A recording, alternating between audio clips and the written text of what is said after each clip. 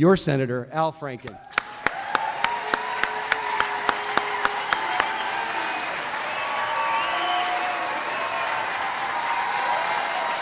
Thank you. Thank you. Well, sit down. Save it for the end. Good evening, everybody. First of all, I want to thank Josh. I want to thank Free Press and the Main Street Project for organizing this critical event and having it right here in the Twin Cities. And I want to give a special thanks to Commissioner Copps and Commissioner Clyburn of the FCC for making the trip all the way from Washington. I know that's a great hardship.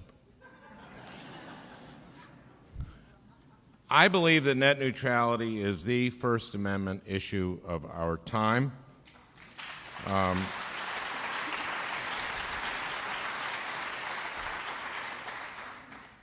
Unless it's freedom of religion, which until last week I thought we had kind of worked out.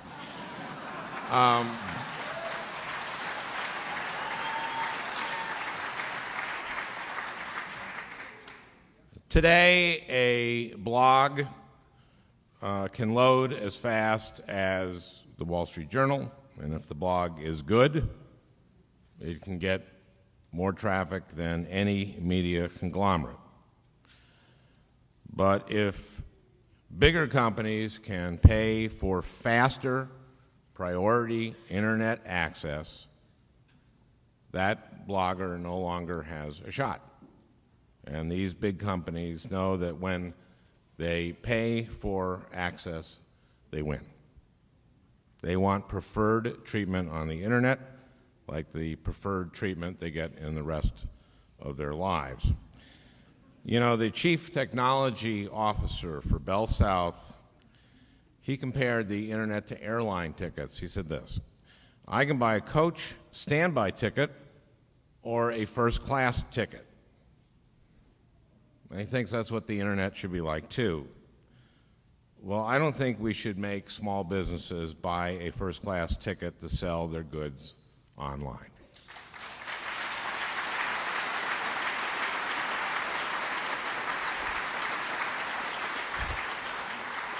And I don't think we should make bloggers buy a first-class ticket for people to be able to hear their ideas.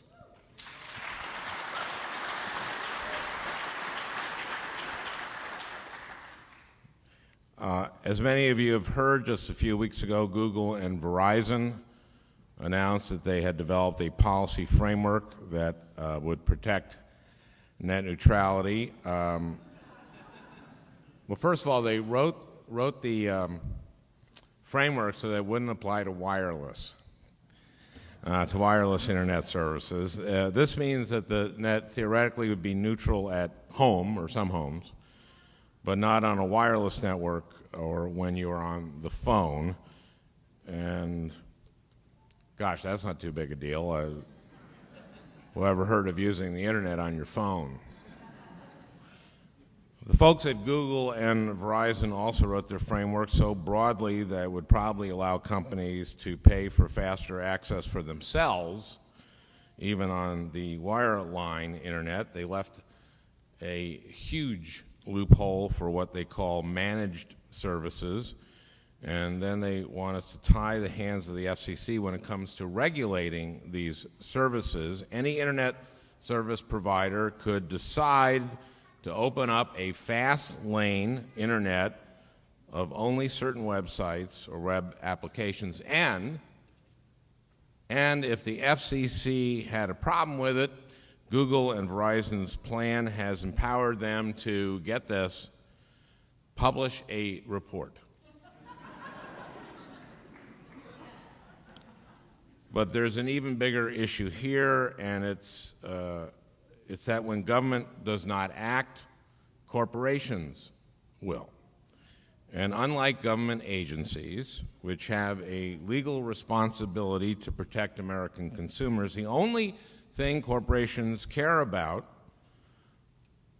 the only thing that they have a legal duty to promote, is their bottom line. That's the purpose of a corporation. You can be sued for malfeasance if you're the CEO of a corporation and you're not pursuing your bottom line. So we can't let companies write the rules that they're supposed to follow.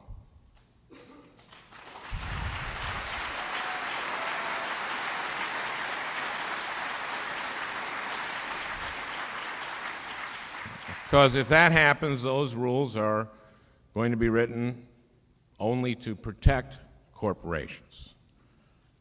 But protecting an open internet isn't just about developing new and enforceable net neutrality standards. It's also about making sure that the internet isn't effectively owned by a handful of companies.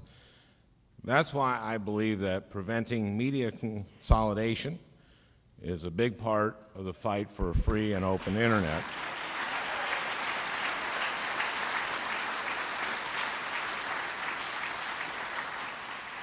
And that's why I'm opposed to the Comcast-NBC Universal merger.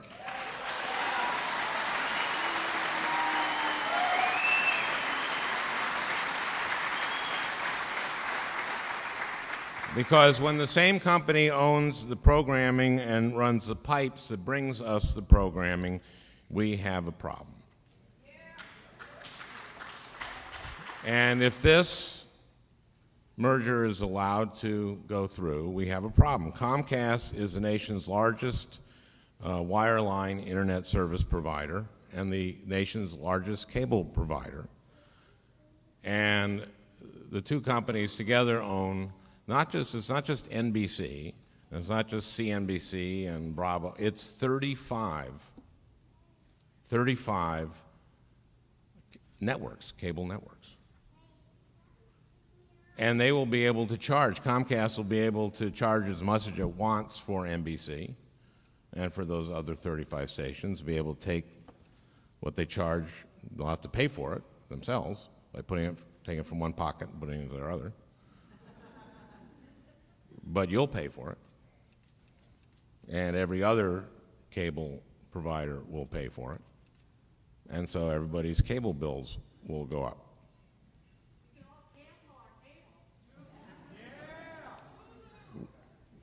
We will all have an opportunity, or you'll all have an opportunity to speak a little later, and but this is what tonight's meeting is about. But we just don't have a competition problem here. We have a First Amendment problem here. Justice Hugo Black once said that freedom to publish is guaranteed by the Constitution, but freedom to combine to keep others from publishing is not.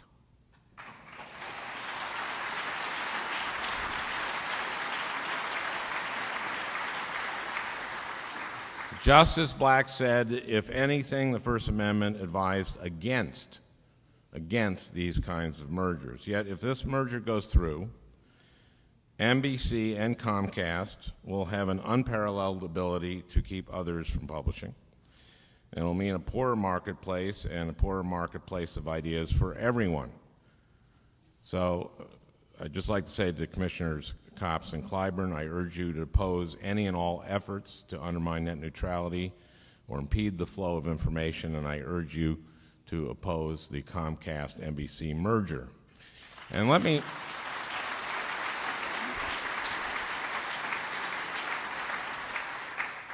just speak from some experience.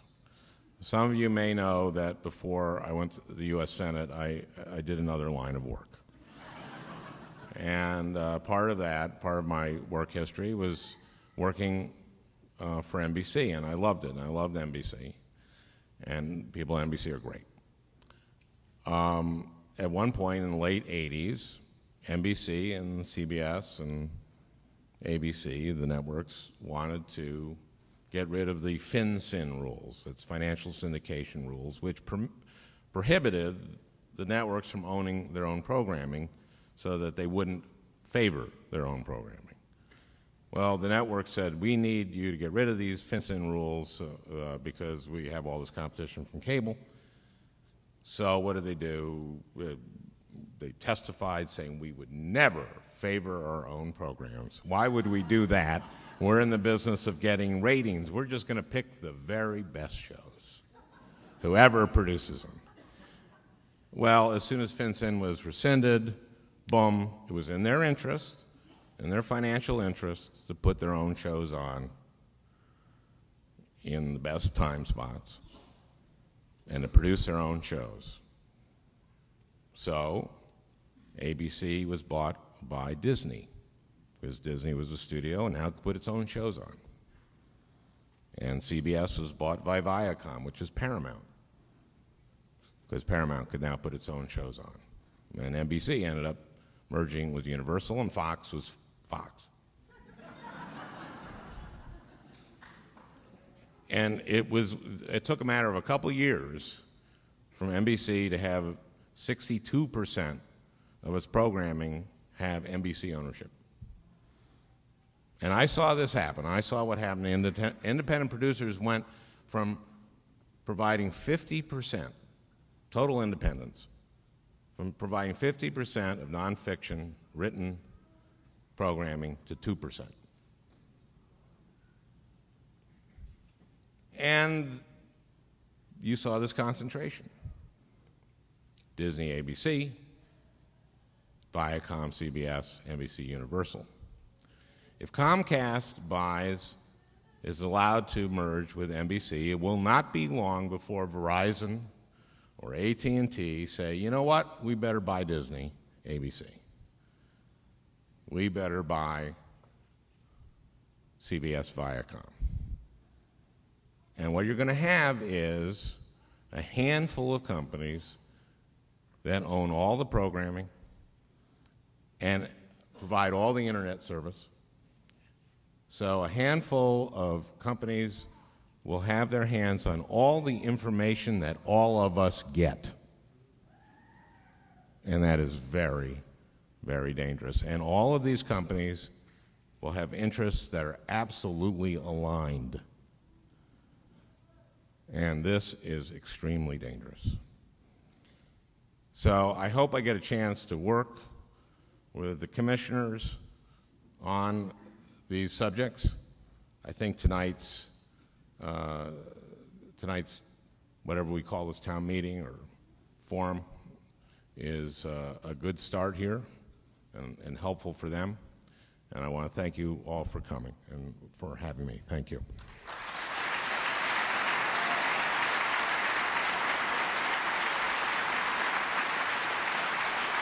Thank you, Senator.